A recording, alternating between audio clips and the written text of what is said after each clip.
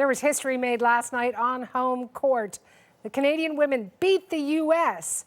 to win their first ever Pan Am gold medal in basketball. 19-year-old Keon Nurse scored 33 points, leading the team to victory. She is here in studio with us alongside team coach Lisa Tomatis. Welcome to both of you. It must be an amazing morning to wake up knowing it's real. Did you pinch yourself, Kia? Yeah, I mean, it was a pretty crazy morning. You kind of just get up and you see the medal still sitting there right beside you, and you know, it's just an incredible feeling. So you didn't go to sleep with this medal around your neck? I didn't go to sleep with it around my neck because it's a little heavy, and I'm a little bit of a crazy sleeper, so I didn't try that. I want you to walk me through the game because you scored 33 of those points. You do the math, out of 81 points that we won as a team, you made 40% of that. So was there a moment where you just felt like, I am on a roll, this is good to go? Yeah, it was right after my first shot kind of went in, and usually the first three, if that goes in, it's a good feeling for you. It was a confidence booster, and kind of just felt on a roll. I wasn't thinking too much. It was kind of just playing, you know, the game of basketball. And coach, for you, as you were watching the team, was there a point where you knew that we were going to do something that hadn't been done ever before? Yeah, we felt pretty confident going into the game.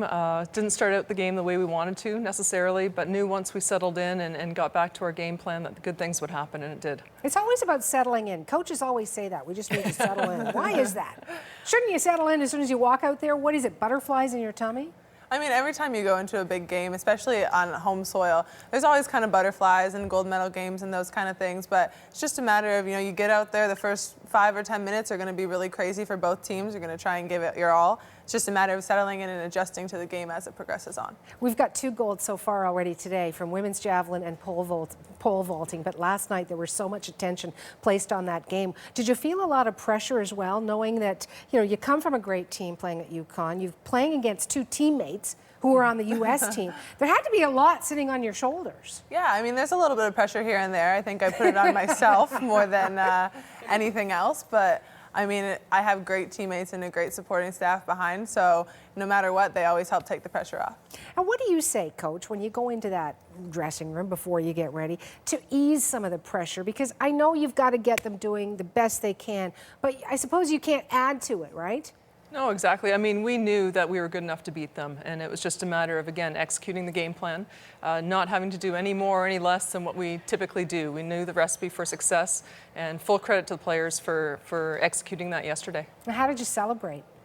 Oh, we spent it with family and friends. We don't get to play at home ever right. for any meaningless Yes. for any meaningful games. So we got to spend it with friends and family, and that was the most you know, awesome night last night. That's the awesomeness of it. Speaking of family, oh my goodness! So do you go home now to a family full of amazing athletes? I mean, well, I've got it here. Your dad played in the CFL. Your mom played basketball at McMaster University. Your brother was a draft pick of the Edmonton Oilers in 2013. He'll be playing with Connor McDavid. Your uncle is former NFL quarterback Donovan. I mean, it just doesn't end there. Yeah. So when you go home and somebody says, hey, you want to play a game?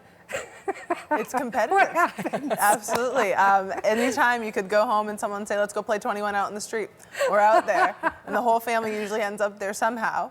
But it's competitive and it's a whole lot of fun, and they're my biggest supporters and my biggest fans, and I couldn't be more grateful for having them around. What competition do you look forward to next? Because there are still many to go before, you know, you go into the Olympics. Right.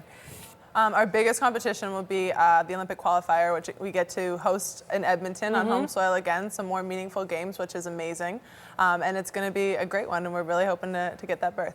You know, you talk about home soil, and every athlete, we saw even in javelin, young Miss Gleadle was kind of doing this, you know, asking the crowd to help her on before she threw that javelin.